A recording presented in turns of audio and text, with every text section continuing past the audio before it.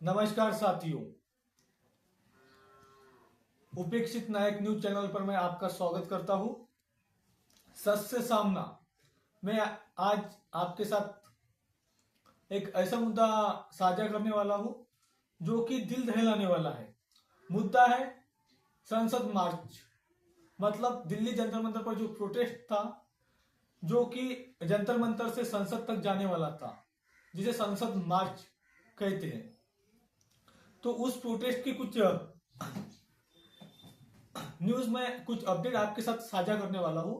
जो कि अपडेट है कि जो जंतर मंतर का प्रोटेस्ट था वो कल संसद भवन पर जाने वाला था। तो संसद भवन पर जाने से पहले ही अ, वो जो मार्च था वो संसद भवन तक पहुंचा। लेकिन उससे पहले क्या बच्चों के साथ बदसलूकी हुई, ये सब मैं आपके साथ साझा करने वाला हूं। तो मुद्दा था धर्मेंद्र प्रधान जी का इस्तीफा, यानी कि नीट पेपर के धांधली के ऊपर से। तो इसी मुद्दे की वजह से जंतर मंतर का प्रोटेस्ट संसद मार्च तक पहुंचा। तो इस मुद्दे के कारण जहां पे लाखों की भीड़ में बच्चे आए थे, बुजुर्ग आए थे, कुछ माताएं आई थी, फीमेल लेडीज आई थी। तो जो मार्च था, तो वहां पे दिल्ली पुलिस ने क्या किया था कि वो मार्च रोकने के लिए वहां पे 8-8 10-10 फीट की बैरिकेड लगा दी थी। बैरिकेड लगाने के बाद उन्हें बिल्डिंग भी किया गया था। तो वहां से वो दिल्ली जंतर मंतर से मार्च आगे बढ़ा। लेकिन उस बैरिकेड्स को जब हटाने की बारी आई तो उस बैरिकेड्स को करंट लगाया गया था दिल्ली पुलिस के द्वारा। तो ये आदेश किसने दिए थे दिल्ली पुलिस को? ऑब्वियसली बात होगी कि गवर्नमेंट के किसी ने तो उनको आदेश दिए होंगे कि ये मार्च रोकना है, आपको आगे बढ़ने नहीं देना है।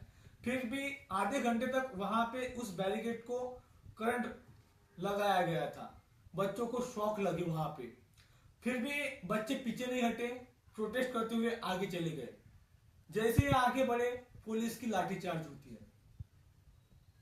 तो सोचिए आप, और लाठीचार्ज भी इतनी भयंकर थी कि लगभग 200 से ज्यादा बच्चे घायल हुए उसमें।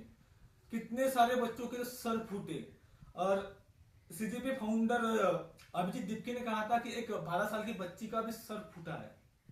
तो आप सोच सकते हैं कि कितनी बदसलूकी वहां पे दिल्ली पुलिस ने की होगी। उसके बाद सांसद तक प्रोटेस्ट पहुंचता है। वहां पे टीयर गैस यानी आंसुओं के गैस उन प्रोटेस्टकारियों पे, उन बच्चों पे चलाए जाते। एक बच्चे को तो प्रोटेस्ट का जो प्रोटेस्ट में था वहां पे मतलब शांतिपूर्वक तरीके से बैठ रहे थे, वहां से टीयर गैस आता है, सीधा उस बच्चे की छाती पे जाके लगता है। वो वीडियो आपको सोशल मीडिया प्लेटफॉर्म पे मिल जाएगा। उसके बाद जो हमारे हेल्थ मिनिस्टर है जेपी नड्डा, उनसे सीजीपी के प्रवक्ता एक आशुतोष राका करके है और दास करके है, जो कि उनसे बात करते हैं।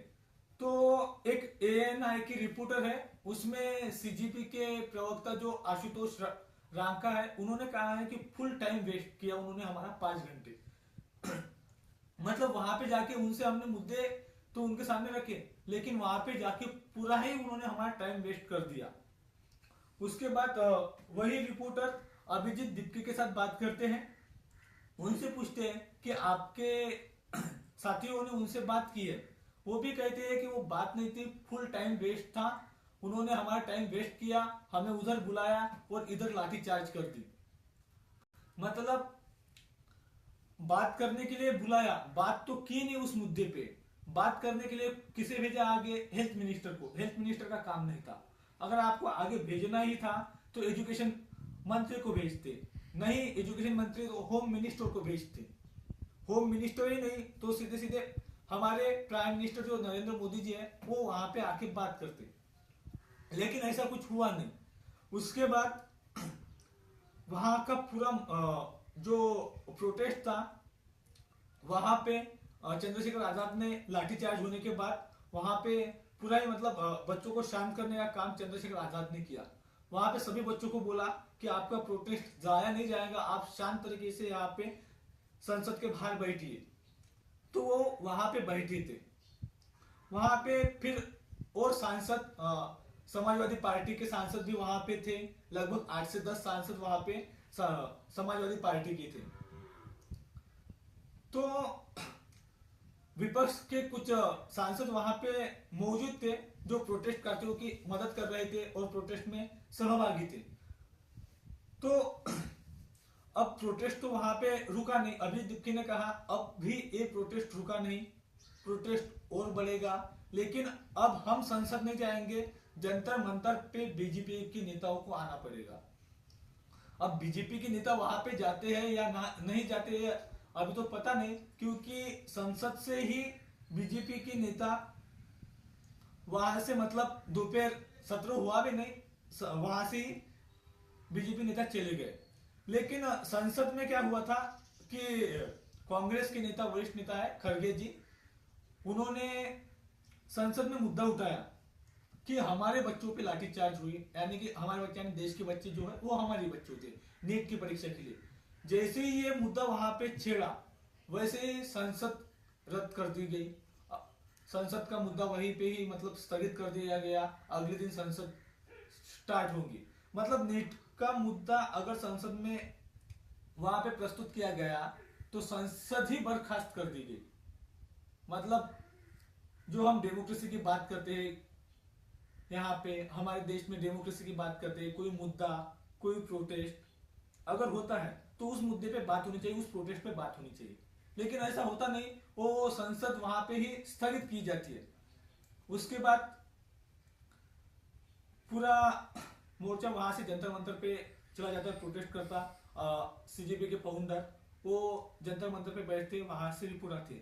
लेकिन वो तो बात हो गई वो, लेकिन जो लाठीचार्ज हुई थी, जो बच्चों के साथ बच्चों के सर फोड़े गए थे, वहां पे आधे से ज्यादा पुलिस सिविल ड्रेस पे थी। वो जाने दीजिए, जो ड्रेस पे भी थी उनके नेम प्लेट नहीं थे। वो हुआ तो इसी के ऊपर सांसद चंद्रशेखर आजाद ने संसद में ही धरना दे दिया। पूरे रात भर वहां पे बरसात में एक छाता लेके वो वहां पे बैठे रहे कि जिन पुलिस कर्मचारियों ने लाठीचार्ज की उनके ऊपर कार्रवाई हो। उसके बाद धर्मेंद्र प्रधान जी का इस्तीफा हो। ये मुद्दा लेकर सांसद चंद्रशेखर आजाद संसद में ही अकेले पूरी रात धरने पे बैठे रहे और आज भी वो धरने में बैठे रहे। मतलब उनका यही कहना है कि जो प्रोटेस्ट करता थे, जो बच्चे थे, उनके ऊपर जो लाठीचार्ज की गई उसके इंसाफ के लिए उन्होंने आधी रात को धरना दिया। मतलब वहां पे वो पूरे दिन प्रोटेस्ट में ही थे, लेकिन उसके बाद भी उन्होंने जिस तरह से कुछ माताओं के सर फूटे, कुछ बच्चों के सर फूटे, उसके बाद फीमेल स्टूडेंट्स के साथ भी उन्होंने बदसलूकी की। एक इसमें सीजेपी प्रोटेस्टर कहते हैं कि सोनम वांगचुक जी की जो वाइफ है गीतांजलि, उनके भी पुलिसों ने मतलब बाल नोचे बहुत बुरी तरीके से। एक वीडियो आया था वहां से कि कुछ स्टूडेंट्स जो डॉक्टर थे वो उन प्रोटेस्ट करते हो कि हेल्प करने गए थे कि उन्हें चोट लगी है तो उनका इलाज कर सके, लेकिन उन डॉक्टरों पर भी लाठीचार्ज की गई। एक फीमेल डॉक्टर का वीडियो आता है, वो स्टूडेंट थी, उनका वीडियो आता है कि इन्होंने डॉक्टरों को भी नहीं छोड़ा। मतलब उन्होंने कहा कि एक फीमेल प्रेग्नेंट औरत थी, उनका इलाज कर रहे थे तो उनको भी मारा और हमें भी मारा, हम तो सिर्फ मदद करने गए थे ना। वो हुआ। उसके बाद एक प्रेस के एडिटर थे, उस चैनल का नाम तो मुझे आ नहीं रहा, मौलिक कुछ तो ऐसे ही था ना, तो उनके जो एडिटर है उनको भी पुलिस ने हिरासत में ले लिया। मतलब जो मीडिया इस पूरे प्रोटेस्ट को दिखा रही थी, उस मीडिया के एडिटर को भी उठा दिया गया था, मतलब वहां से उन्होंने डिटेन कर लिया गया था। उसके बाद डॉक्टरों पे भी लाठीचार्ज हुई जो उनकी मदद करने गए थे प्रोटेस्टकारियों की। और वहां से मतलब बहुत सारे बच्चों को डिटेन किया गया। बहुत सारे बच्चे वहां से डिटेन करने के बाद वहां से वो हटे भी, मतलब वहां से चले गए। डिटेन करने के बाद पुलिस ने उन्हें कहां पे लेके गए ये भी अभी तक, वो सच में पुलिस ही थे ये भी अभी तक डाउट है, क्योंकि नेम प्लेट नहीं थी, कोई पुलिस सिविल ड्रेसेस में थे, उनकी लैंग्वेज भी बहुत आपत्तिजनक मतलब बहुत अश्लील लैंग्वेज थी उनकी। तो ऐसे ही प्रोटेस्ट को मतलब इन्होंने खराब करने की कोशिश की, लेकिन उन बच्चों का जज्बा वो पीछे हटे नहीं। एक बच्चा तो नागपुर का बच्चा है, वो सामने आकर लाठी खा रहा था, आप मुझे मारिए फिर भी हम हटेंगे नहीं। एक और स्टूडेंट था जिसका सर फटा था, उन्होंने कहा था पहले जो हमारे जवान थे उनके ऊपर भी सैनिकों ने गोली चलाई थी, वो भी हमारे थे, आप भी हमारे हो, आपने हम पे लाठी चलाई है, लेकिन हम पीछे हटेंगे नहीं, हम भी यहीं पे डटे रहेंगे। तो अभी आगे क्या होता है, ये प्रोटेस्ट कहाँ तक जाता है, क्योंकि अब दिल्ली में तो जमावबंदी का आदेश लगा दिया गया है 23 तारीख से कि 26 तारीख से तो ये जमाबंदी का हो जाएगा, मतलब शुरू, मतलब एक जगह पे 5 लोगों से ज्यादा वहां पे कोई दिखेगी नहीं। लेकिन मेरा ये कहना है कि जब भी प्रोटेस्ट होता है तभी जमाबंदी क्यों होती है? अगर इतना ही है तो जमाबंदी के लिए जमाबंदी प्रोटेस्ट के वक्त ही क्यों आती है? ये सवाल है आपसे। सरकार कब तक इस मुद्दे को लेकर चुप रहेगी? ये सवाल भी है आपसे। क्या सरकार आगे आके इस मुद्दे पे बात करेगी, या जैसे ही मतलब जो हमारे प्रोटेस्ट थे किसान आंदोलन, उनके साथ भी वही हुआ, लाठीचार्ज, उसके बाद जो हमारे महिला पहलवान थी उनके साथ भी लाठीचार्ज यही हुआ, फिर भी न्याय नहीं मिला। उसके बाद शिक्षकों ने भी प्रोटेस्ट किया था बीच में, उनके ऊपर भी लाठीचार्ज हुई। आज देश का युवा भी सड़कों पर है, जनता मंत्र पर अपने हक की बात कर रहा है, उन पे भी लाठीचार्ज, गैस टीयर्स मतलब आंसुओं के गोले उन पे छोड़े गए। इतने भयंकर थे कि एक वहां पे रिपोर्टर जो न्यूज कर रहे थे उनके आंखों में से भी इतनी आंसू निकल रहे थे कि उन्हें सांस लेना नहीं हो रहा था। इतना मतलब वो भयंकर गैस टीयर्स थे। फिर भी बच्चे तस से मस नहीं हुए, फिर भी प्रोटेस्ट करते रहे। आज भी बच्चे वहीं पे रात भर रुके। सीजेपी फाउंडर अभिजीत दीपके ने कहा ये प्रोटेस्ट और बढ़ेगा। उन्होंने कहा सभी विपक्ष के सांसद इस प्रोटेस्ट को ज्वाइन करेंगे। अब देखना है कि ये सरकार कब उनसे बात करने जाएंगी, कब इन बच्चों को मतलब उनका समाधान मिलेगा। तो अब देखते हैं क्या होगा इस प्रोटेस्ट का नतीजा। लेकिन कल संसद तो हिल गई, इन बच्चों ने इन संसद को तो मतलब संसद की नींव ही हिला दी। इतने प्रोटेस्ट करते मतलब टस से मस नहीं हुए, उनके ऊपर आंसुओं के गोले छोड़े गए। उसके बाद उन पे लाठीचार्ज हुई, उन पे पत्थरबाजी। वो ट्रक जो हमारे न्यूज पिंच के जो एडिटर है उन्होंने दिखाया था कि ये जो ट्रक था वहां पे पत्थरों से भरा हुआ था। उसके बाद कुछ वीडियो भी वहां पे आए थे कि बच्चों ने दिखाए थे ये मतलब इतने पत्थर किस लिए, अभी तक तो वहां पे नहीं थे। और पत्थर की साइज भी ऐसी थी कि मतलब हाथ में आए तो वो दूर तक फेंका जा सके।